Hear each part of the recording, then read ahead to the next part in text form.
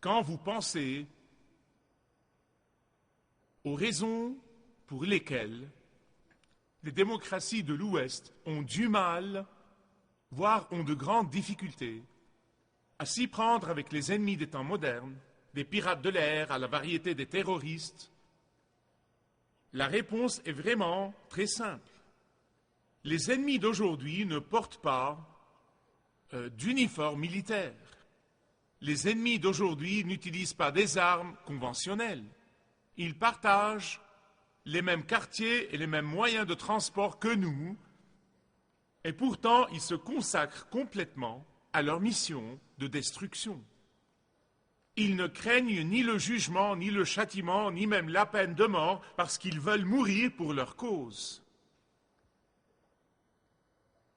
Le seul moyen d'éviter leurs conséquences désastreuses, c'est de neutraliser et de déjouer leur complot avant qu'ils ne se produisent. La vigilance est le secret de déjouer les complots de l'ennemi.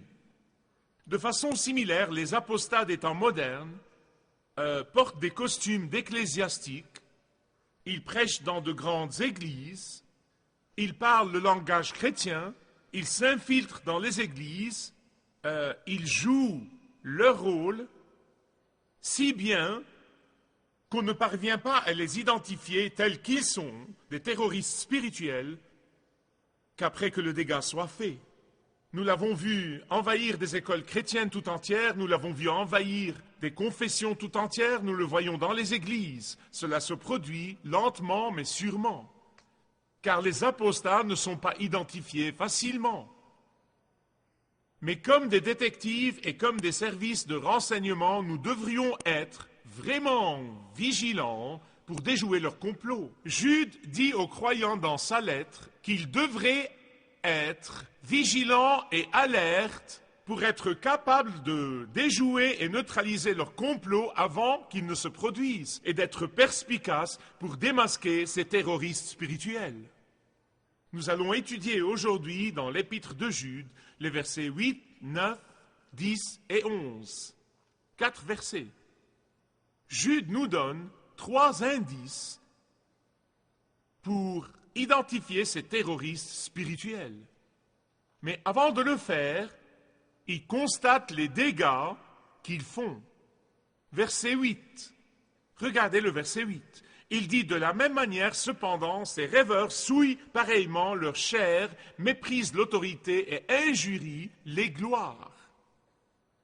Il dit que ces rêveurs polluent le témoignage de l'Église. Il dit qu'ils empêchent la puissance de Christ de travailler dans l'Église. Mais qui sont ces rêveurs dans l'Église? Ces rêveurs dans l'Église sont ceux qui prêchent le salut sans le Sauveur, ceux qui prêchent la rédemption sans la croix, ceux qui croient que tous les gens, quel que soit le Dieu qu'ils adorent, iront au ciel. Ce sont les rêveurs d'aujourd'hui. Leur fausse croyance prendra beaucoup de gens directement à une éternité en enfer, et c'est vraiment ce qui fend le cœur. Voilà la vérité. Le Seigneur Jésus-Christ est prêt à pardonner à tous ceux qui se tourneraient vers lui. J'ose même dire qu'il est très désireux de recevoir et de pardonner le péché de tous ceux qui se repentiraient de leurs péchés et croiraient en lui. Mais ces apostats, au lieu de prêcher le repentir, ils justifient, ils excusent et ils autorisent les gens à pécher. Ils les trompent en leur faisant croire que tant qu'ils remplissent leurs églises de leur présence, tant qu'ils remplissent leurs pensées de leurs livres, il n'y a pas de problème. Ils ne prêchent jamais l'autorité de la Bible. Et c'est pourquoi Jude parle de l'autorité ici. Il nie l'existence de Satan. Mais l'archange Michel, comme nous le dit Jude dans le verset suivant, non seulement croyait à l'existence de Satan, mais il reconnaissait encore que Satan est un être spirituel, puissant, que vous ne devez pas prendre à la légère. Il va nous le montrer ici et écoutez avec soin. Vous voyez, le travail principal de Satan, c'est de détourner les croyants d'adorer le seul vrai Dieu et à adorer les idoles, quels qu'ils soient. Tant de gens aujourd'hui adorent les rituels, adorent les images, adorent les styles de musique au lieu d'adorer le Seigneur Jésus-Christ. Et Jude dit ici, regardez bien le texte, quand Moïse est mort, Dieu voulait s'assurer que la prochaine génération, que les générations ultérieures, n'allaient pas tomber dans l'idolâtrie d'adorer le tombeau de Moïse. C'était un acte délibéré, c'est pourquoi nous ne savons pas aujourd'hui où Moïse est enterré. Satan voulait le contraire. Il voulait que tout le monde sache où Moïse est enterré, parce qu'il voulait que les générations ultérieures adorent Moïse et non pas Yahweh. Et donc, il y a eu dans le royaume céleste une dispute entre l'archange Michel, qui est l'ange autorisé de Dieu à protéger le peuple de Dieu d'une part et Satan d'autre part. Et voilà la remarque que fait Jude.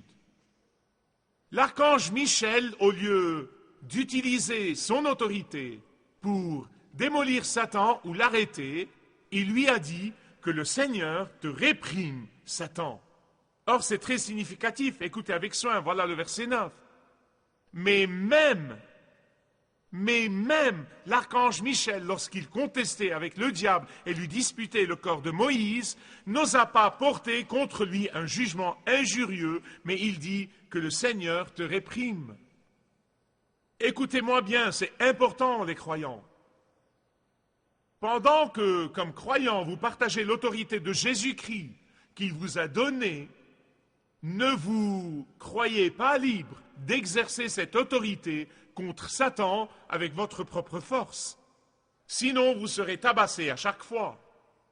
Pourquoi? Parce que Satan est un être spirituel et vous pas. C'est pourquoi Paul dit que notre lutte n'est pas avec la chair et le sang, qu'elle est avec des êtres célestes. Ce sont des êtres célestes. Et Satan aime vous éloigner de votre commandant en chef, et en vous éloignant de votre vie avec le Seigneur, il commence à vous dévorer. Je suis passé par là. Je sais ce que c'est. Et Jude dit, restez derrière votre commandant en chef. Si l'archange Michel a laissé le Seigneur s'occuper de Satan et le vaincre, qui sommes-nous pour croire que nous pouvons le combattre avec notre propre force? Bien-aimés, ceux qui nient l'existence de Satan, ceux qui minimisent le pouvoir de Satan, ceux qui ignorent l'habileté et la tromperie de Satan, tombent dans le piège trompeur de Satan. Seuls ceux qui craignent le Seigneur ne craignent pas Satan. Et c'est pourquoi l'apôtre Paul dit, les desseins de Satan, les ruses de Satan, ou la tromperie de Satan, nous ne les ignorons pas. Pourquoi? Parce que quand vous marchez avec le Seigneur, quand vous êtes intimement lié à Dieu, à chaque instant, il vous rendra vigilant. Comment reconnaître la tromperie de Satan par les apostats? 3 indices. Ils sont tous là. Indice numéro 1. Il dit, ne suivez pas une religion à votre façon. Indice numéro 2. Ne vous impliquez pas dans une religion qui suit vos sentiments. Indice numéro 3. Ne suivez pas une religion qui nourrit votre moi. Pensez-vous qu'il nous écrivait pour ces jours derniers? Non, mais c'est vrai. Ce sont des mots prophétiques et nous les vivons aujourd'hui même, mes bien-aimés. Premier indice. La religion à votre façon. Le mot humaniste est un mot à la mode dans notre culture aujourd'hui, n'est-ce pas? Non, mais c'est la plus grande chose aujourd'hui. Humaniste de l'année, humaniste du mois, humaniste du jour, humaniste de l'heure. Non, mais des humanistes partout. Le travail humanitaire tout entier a commencé avec les chrétiens.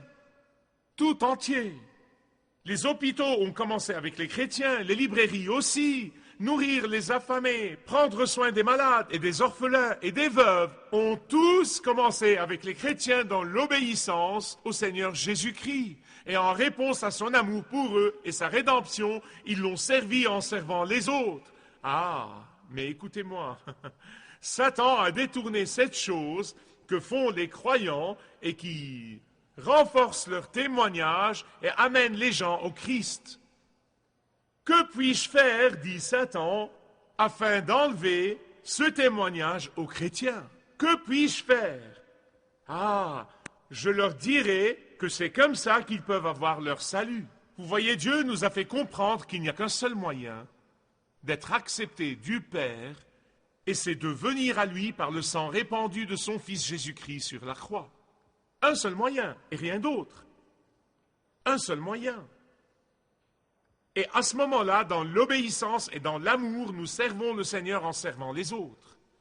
Ah, mais l'humaniste moyen tombe dans le piège de penser autrement. Et bien aimé, c'est précisément la religion de Caïn. C'est ce dont parle Jude. Il dit que c'est la voie de Caïn.